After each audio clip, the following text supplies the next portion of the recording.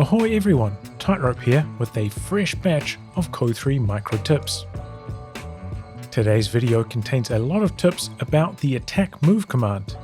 Attack move allows you to control your units more effectively, or provide decent effectiveness with fewer inputs, freeing you up to multitask more. This means mastering attack move can dramatically improve your game.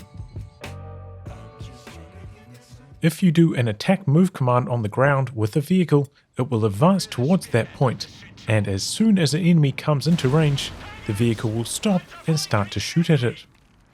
Attack moving with a vehicle is a relatively safe way to allow it to advance into an area, especially when you need to control multiple units at once, so you are unable to babysit all of them.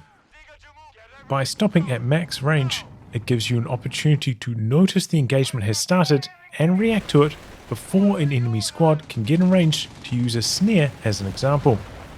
Also, by stopping at max range, hopefully your vehicle will not overextend forwards. This means you might be able to dodge backwards after taking only one volley of shots instead of multiple. Attack move is calculated on the primary weapon, so if your tank is on prioritized vehicles and it encounters an enemy squad, it will drive right past them, even though the machine guns are shooting at it. Because of this, the vehicle will stop at the maximum range of its main gun, so you may need to move it forwards a little bit to allow for the secondary weapons like the machine guns to fire, since they usually have around 5 range less than the main gun. A vehicle with an attack move command will target whatever is closest to it, instead of attacking the best target that is in range when calculated with the auto attack priority formula. This means you may end up wasting main gun shots on the closer infantry instead of targeting the vehicle behind when using attack move. In this situation, where the infantry is closer after an attack move command, if you hit stop, the tank will switch to the best target after the individual model that it is currently shooting at dies.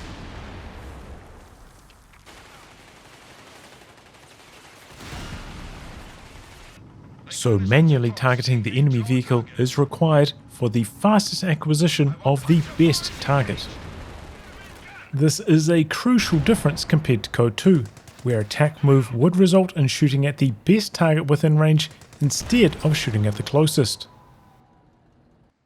Attack moving into an area where vision is limited usually works well with turreted vehicles, since if an enemy off to the side is spotted, the turret will turn to shoot at it, but the chassis will stay facing forwards, keeping the frontal armor where you want it and allowing for a quick reverse out.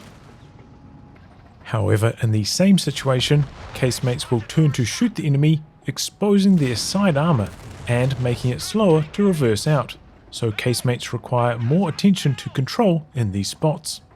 Now let's have a look at attack moving with infantry. When a squad attack moves into an enemy unit, it runs slightly past the range where all models of the attacker can reach the front model of the enemy squad. Instead, it runs far enough forwards so that the furthest model of the attacking squad can reach every model of the enemy squad. Notice in this demonstration how when I kill the models, the attacking squad doesn't have to reposition at all.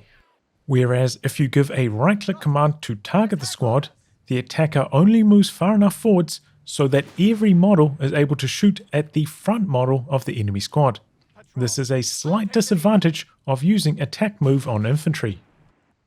This is most pronounced when using attack move on a squad with a flamethrower, since flamethrowers only have 20 range compared to the 35 of their other weapons. Running further forwards ends up delaying the first flame burst from happening and puts the squad closer to the enemy where they could take more damage from the enemy in return. Here is another example. All the enemy models are on the far side of the building. When attack moving with the flamer, they end up right next to the building when attacking. But with a right-click command on the building instead, they stand way further back. Flamethrowers have the damage all on hold characteristic, which in this case means they will do 100% damage to every model in the building, so the models do not have to be in range of the flamethrower. so I recommend avoiding using attack move on flamethrower units. With a sniper, sometimes when you right click to attack an enemy squad inside of a building, the sniper will run forwards so its maximum range aligns with the midpoint of the building. Only then will it start to shoot at the models inside. This delays it from starting to fire and means that the sniper gets closer than is necessary. On top of this, when given a right-click command, if all the enemy models are on the far side of the building, outside of the sniper's max range, the sniper will still shoot at the building, but hit nothing. So it can be better to attack move the sniper towards the building, and it will keep running forwards so it reaches the models on the far side. I sometimes see the question, why do snipers shoot at vehicles? I speculate it is so you can attack move the sniper forwards, and if they spot a vehicle, they will stop to shoot at it. This allows you time to react with the sniper and keep it alive, instead of charging into the vehicle's range and dying. Arguably, this makes it easier to keep snipers alive. On the downside, because attack move targets the closest enemy, the sniper may end up wasting a shot on a vehicle when a squad was also in range. Maybe Relic could add a new command on the sniper, Focus Infantry, to allow it to only shoot at infantry, similar to the Focus Vehicles command that a lot of units have.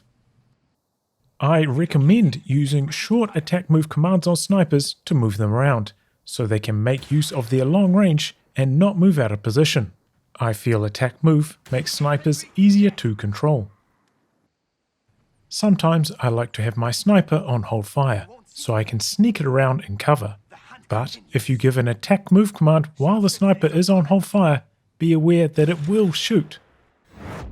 If the squad has a weapon with a minimum range, like the grenade launcher, which can't shoot at units closer than 10 range, during an attack move command, if the enemy comes inside the minimum range, the squad will run away towards the attack move command until it can shoot again, which may look unusual if you don't expect it.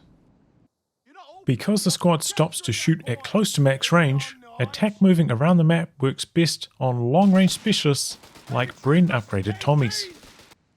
Though you may also want to use it on squishy squads like Pioneers, so they don't run into trouble and die before you can notice.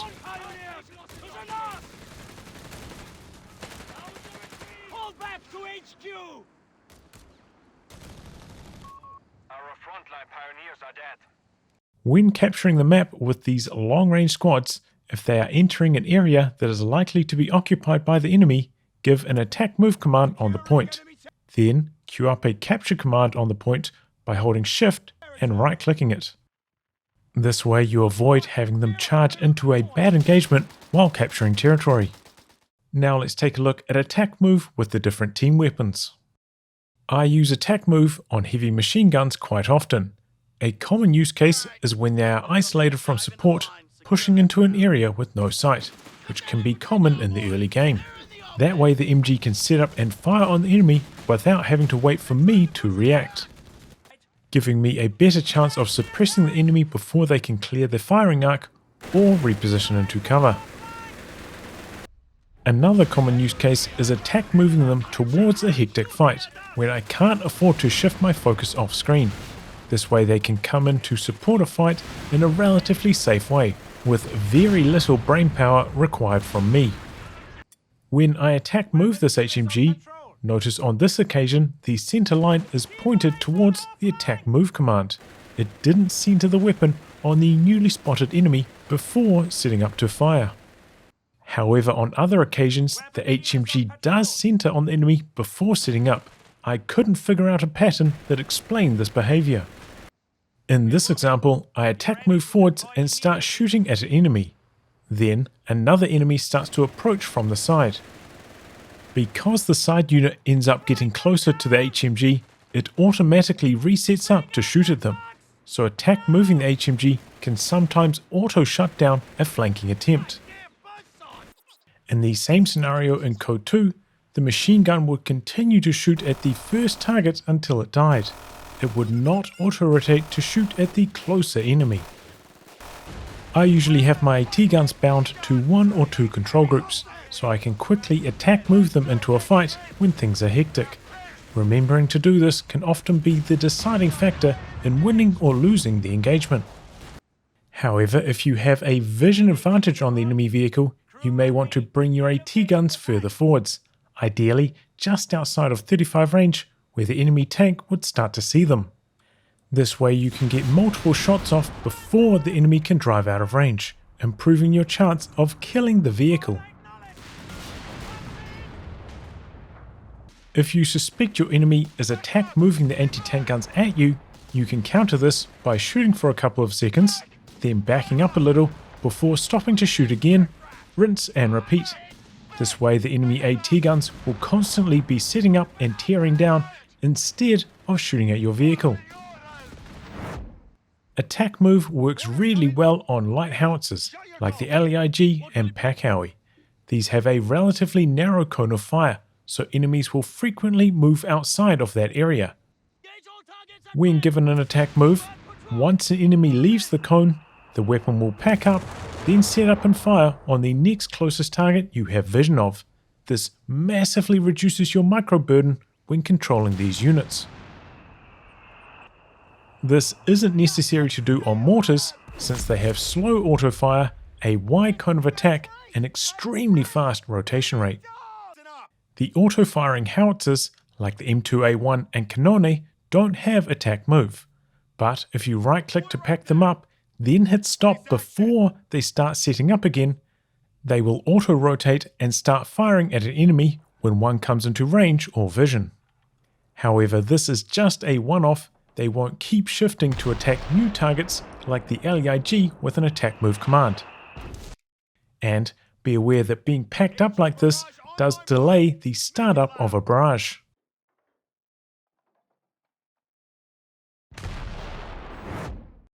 And finally, if you want to kill a decrewed team weapon, use attack move on it. This allows you to roll hits on the decrewed weapon with the accuracy system, which significantly reduces the time to kill them compared to using attack ground. However, a couple patches ago, a slight bug was introduced with this function, where units like tanks and bazooka teams will start moving to that spot after the team weapon has been destroyed, which can sometimes put them out of position. This doesn't affect setup anti-tank guns, they stay in place after killing this stuff with attack move. I would like all units to stay in place after killing a decrewed weapon with attack move. Some weapons, like the 17-pounder emplacement, can't move, so they don't have attack move as an option. This makes them worthless at destroying these decrewed weapons and neutral objects like tank traps. Maybe Relic could add a different type of attack command to these weapons. Given the change in the way that attack move functions, switching from targeting the best unit in range in Code 2 to targeting the closest unit in Code 3, this has altered the way you need to use the attack move command. I don't know if this change was intentional or not, but hopefully now you are all experts on how to use attack move in Code 3. A huge thank you to all of my Patreon backers, and if you want to see more videos like this, I hope you consider coming on board.